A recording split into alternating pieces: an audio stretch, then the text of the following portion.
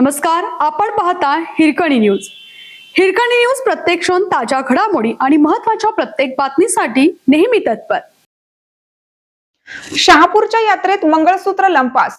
शहापूरमधील श्री म्हसोबा देवाची यात्रेत स्नेहा सुहास पाटील वय 26 राहणार आरके नगर शहापूर या 24 मार्च रोजी दुपारी 2 वाजण्याच्या सुमारास मंदिरात दर्शनासाठी गेल्या होत्या.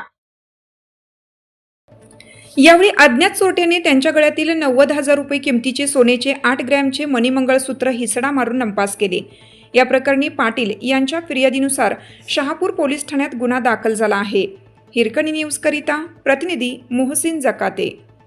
आपल्या हिरकणी न्यूज चॅनलला लाईक करा, शेअर करा आणि सबस्क्राईब करायला विसरू नका आणि रहा अपडेट.